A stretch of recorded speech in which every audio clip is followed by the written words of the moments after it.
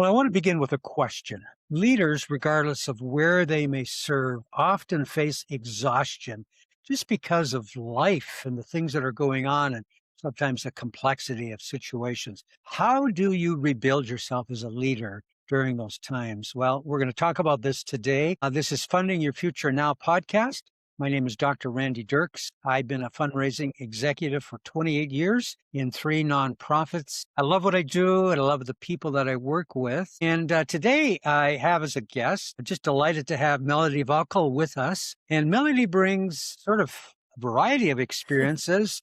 She's been a speaker, she's been an author, and a caregiver advocate. And I think that whole combination really adds a lot of value to this podcast, which is designed for fundraising executives, nonprofit leaders, and we're going to just explore the kinds of things that Melody has done. So, Melody, so good to have you here. Why don't you just take a moment to introduce yourself to our audience? That sounds great.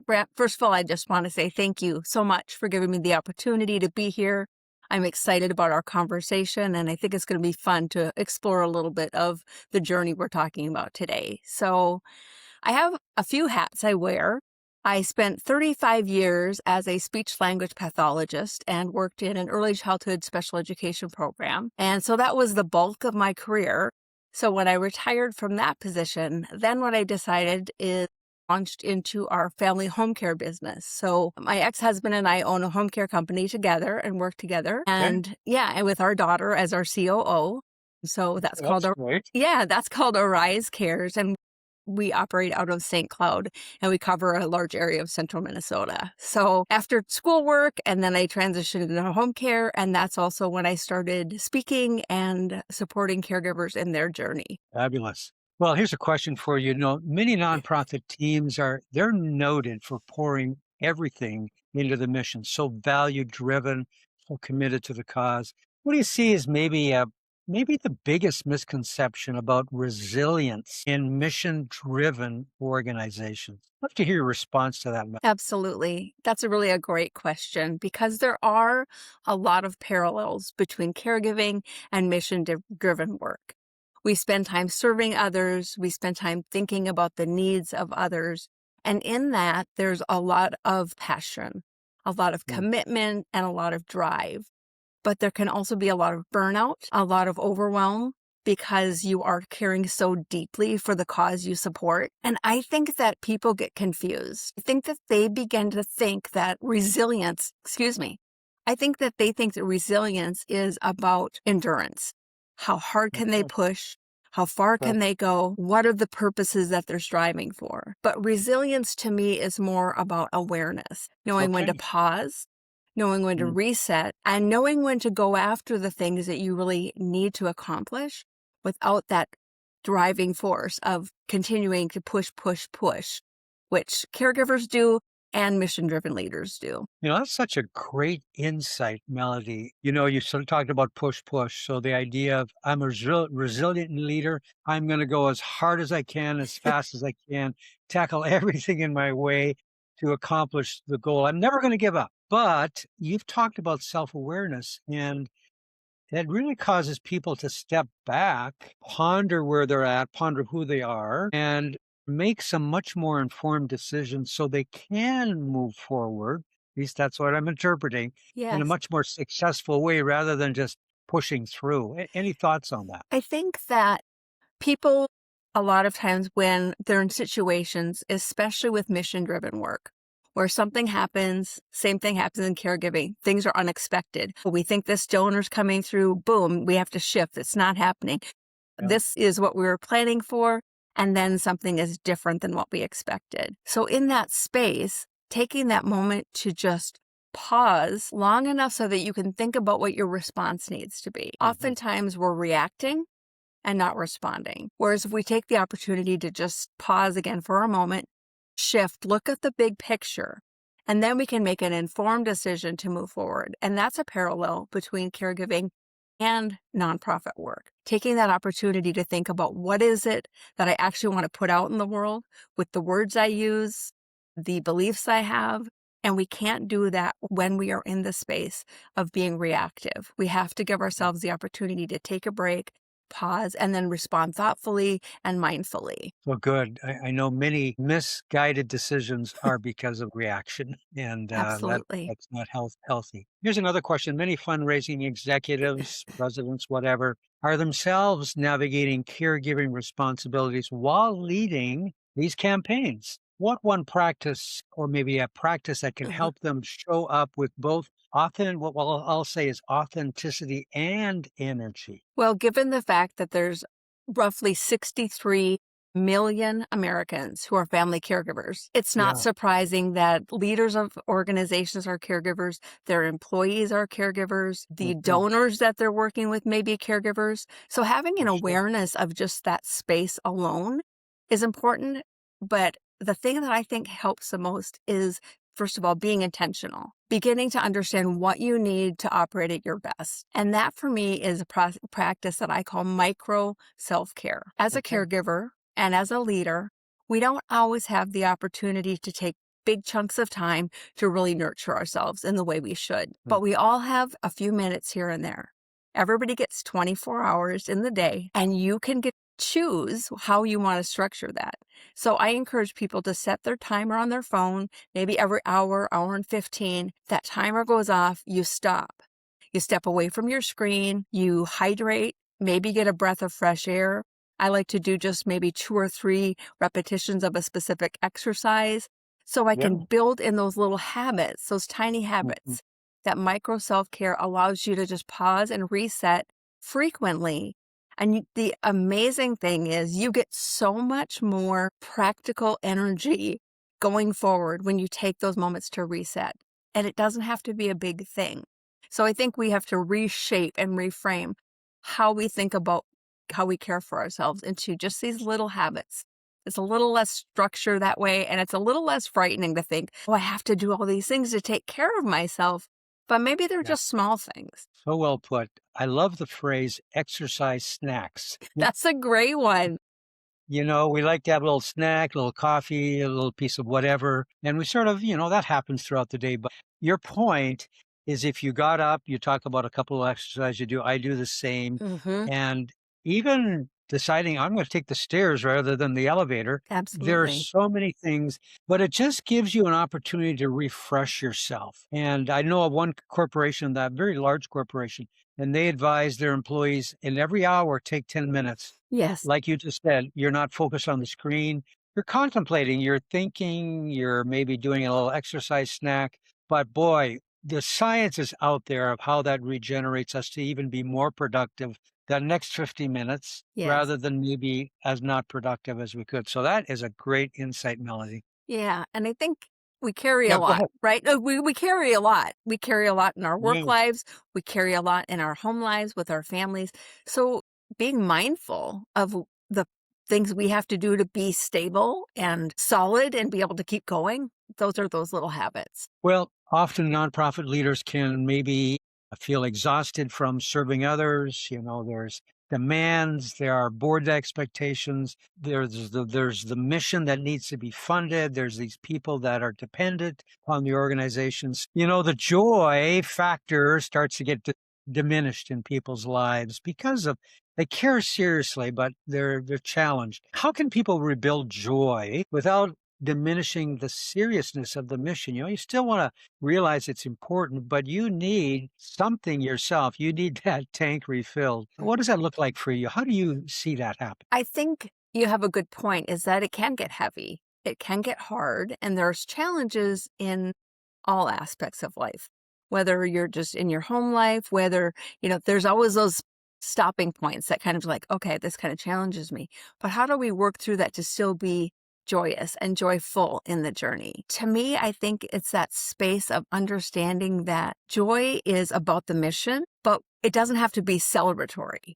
Sometimes Okay. we think joy has to be big and loud and fireworks and parties and extravaganzas, but joy can be just the small victories. It can be hearing from someone who's had an experience with us that they were supported. Maybe it's that if you're working for a Big Brothers Big Sisters kind of organization, maybe there was a match. Maybe that's that joyful moment of you got a match. Or Yeah. somebody came across and said, I I got a letter today or an email that their program touched us.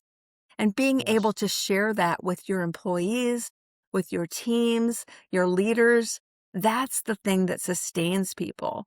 Because those small victories, again, small things, give Yeah. us that strength to keep going forward, to keep rising, to find the space to know that what we're doing is important.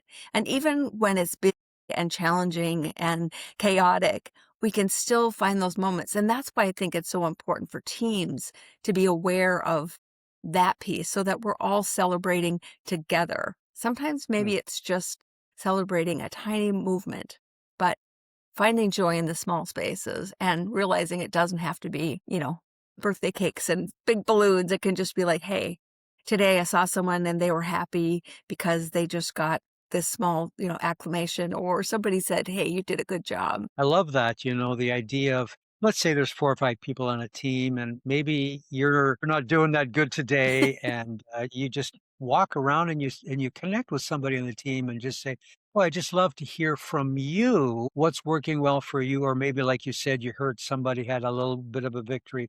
You sort of step out of your emotion at that point, but you're wanting to enter into the life of somebody else, experience their joy. That really comes back on you in a very significant way, so I love that. I love that thought. Well, what's one thing that you wish every nonprofit president, worker understood about the connection between caregiver support, so we're gonna talk about your world, and the sustainability of an organization? Where is there intersection happening between those 2? I think that's a really important distinction. Distinction is that space that there is overflow in these spaces, right? That space where a lot of us are caregivers. And for me individually, I've been a caregiver now for 30 years. My son Mm, had a respiratory arrest when he was 10 weeks old. And after okay. that respiratory arrest, he was a child with blindness and cerebral palsy and epilepsy. And Mm, so I just was afraid. I was afraid if I didn't do everything right, if I didn't continue to pour in over and over again into him, and if he yeah. didn't thrive, then I felt like it was going to be my responsibility. And I think a lot Oh, of yeah. caregivers carry that. They believe that if they're not doing everything possible and their person doesn't do well, there's fear. And we want our people that we care about to thrive. And so I think looking at the emotional aspects of that and realizing that we have to take care of ourselves in whatever way that looks like for us, and to find the support of a team, to realize that you can reach out, to not live in the silo of shame and blame, but to step out and say, hey, this is what I'm experiencing. I'm carrying a Yeah. lot right now. And then how can those organizations be flexible?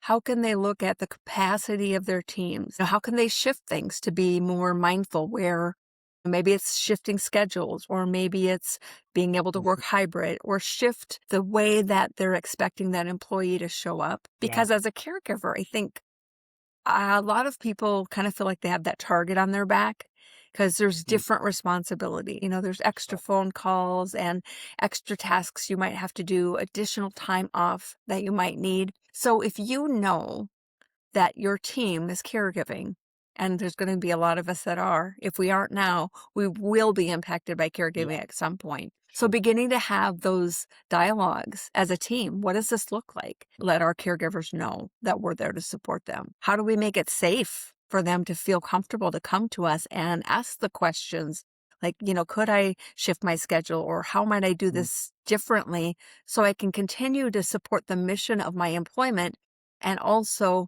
show up for my family and nurture myself at the same time. yeah. Well, I love that thought about flexibility. And I think in our society today, with so many different ways of delivering things that we do for CEOs and executive leaders to look at a team and in a way individually see each person. What are they what are they called to do? Are there other ways that they could, deliver that kind of tasks and accomplish it so that people feel as though I'm a little bit more of an owner in this process? Absolutely. Yeah, I'm not somebody that's being, pushed around like a little chess piece on a board. Just that sense of ownership, I think, relieves people a lot more to say, I'm a little bit in control of my destiny. I also Well, think go ahead. no, you're on a I roll. Go I for it. had another question or another thought too, is that space of when we recognize this experience someone's having, especially when we are in mission-driven work. Our goal is to serve people. Our goal is to be compassionate and to reach out and to have the ability to touch people's lives. Well, how can we touch the lives of the greater good if we aren't settling in at touching the lives of our caregivers, our employees, our leaders, and our teams first? So then we can actually go out and serve effectively. So well put, and so critical that that happens. Yeah. Well, I've got what I call the fast five here at the end. They're more to do with you as a person. So here's the first question. I'd love to hear from you. What is a great piece, maybe the best piece of professional advice you've ever received? I think for me is you don't have to have all the answers. It's Mm. okay to say to someone if you get asked a question, you know what? I'm not quite sure, and I can find out for you. Sometimes we Yes. operate in that sense of, oh my gosh, I have to know everything, and there's so much pressure, especially as new employees. But if you take the Yeah. time to just go, you know what? I don't know everything. I know a little thing about a lot of things, but I don't know everything. So I'm going to find out for you and I can get back to you. It gives them the sense that you're not just trying to make things up on the fly, but you can Mhm. also take the time to do the research, come back with a thoughtful and a well prepared answer. So well put. Second question. What's a daily habit you cannot live without? My gratitude journal. Gratitude has changed the practice of and the purpose of my life. I every morning I write down 3 things I'm grateful for. At night I reflect Mhm. on them before I go to sleep. Then I can think about, okay, what were the things that went well today? What were the things that filled me up? Sometimes they're little, a cup of coffee, a smile from a friend. Sure. Sometimes they're big things, but that practice of gratitude helps me stay mindful of realizing I am blessed, even on days that are challenging. And then the more you're grateful, then to find the things the next day, like, okay, what am I going to be grateful for tomorrow? And Mhm. so that's been a wonderful practice for me. Well, I love that habit. That's profound. If you could go back to that 20-year-old younger person and give a piece of advice to your younger self, what would that be? That's a great question, too, right? I think back to 20 years ago when I was 20 years old, I would say relax, slow down. You don't have to figure it out right now. Just Mhm. be mindful of the moment and know that you have far more capability than you believe you do. So if you just slow down and take a moment to enjoy the journey instead of Yeah. racing to the next thing or having the pressure of what am I going to do next? What's going to happen? So I think Mhm. slowing down and relaxing to just let the journey be what it's supposed to be. Yeah. Love that. Well, we're going to dig a little deeper and talk Okay. about maybe maybe a failure. I don't think it has to be massive, but because of that failure and what you went through, what did you learn that actually positioned you for greater success? I would say the biggest failure that positioned me for success, this is going to sound strange, but I had a car accident almost 10 years ago and I was very significantly injured. I suffered a traumatic brain injury and I had Mhm. paralysis. And the accident wasn't the failure, but the accident made me realize that my failure was trying to do everything myself, relating to taking care of my son or not allowing people to help me or come Mm. alongside me. They would offer assistance and I would just say, no, I'm fine. I've got it. I've got it. Because I Yeah. was afraid. And I believed that everything was mine to deal with and it was my responsibility. And so I didn't allow people to come alongside me. But Mm. after that accident, as I watched my caregiver care for me, I Yeah. saw what I hadn't done. And so because of that, that's why I wrote my book. That's why I do the work that I do. And so had I not had that accident and realized that I hadn't done a good job in caring for myself, I now would not be in the space where I can support other caregivers to hopefully lighten the load in their journey. Wow. What a great awareness to be able to have that. Well, here's the last question. Where is a favorite place on earth for you to disconnect and recharge? I am very fortunate. I happen to live on the Mississippi River. And so Yeah. for me, just sitting outside on my deck, watching the water flow, excuse me, watching the water flow by, and just experiencing nature, whether I'm sitting on my deck, whether I'm on my, my goodness, I'm on my kayak, but just being on the water, the flow of Well, it and the movement, and just realizing that it's a beautiful space and nature is around me and I can just completely disengage from the big world and enjoy my little space of heaven. so good. Water is so refreshing. It's everywhere, but sometimes we just don't take advantage of just being close to it and feeling the re-energizing that it does for us. Well, Melody, you have brought in a very interesting dimension into this whole discussion of the nonprofit world because of your experience as a caregiver, the family situation that you've gone through, the people you've cared with over the years. So it's brought a depth of understanding that in many ways, and I don't want to get too extreme, that nonprofit leaders are positioned well to be caregivers for those that are constituents, Mhm. for people in the organization, for their team. And to be able to think that way, it's a little bit of a mindset shift, but I think there's enormous value in that. So thank you for being on the podcast, and just love for you to share a little bit about how people can connect with you. Absolutely. My website is Melody Vachal, Melody, V as in Victor, ACHAL.com. And yeah, I'd love you to follow me there. You can follow me on Instagram and Facebook at Rise with Melody Vachal. I offer videos and things on caregiver support, tips to encourage Mhm. you. And feel free also to connect with me on LinkedIn. Perfect. Well, thank you. And I want to just thank the audience for taking in the podcast today. Again, my name is Dr. Randy Dirks, and this is Funding Your Future Now podcast. These are distributed a couple times a week. So pick them up on Spotify, YouTube. Just love for you to be here in the future. And our goal is just to add value to the journey you have. So thanks for joining with us today. Bye Thanks for so now. much.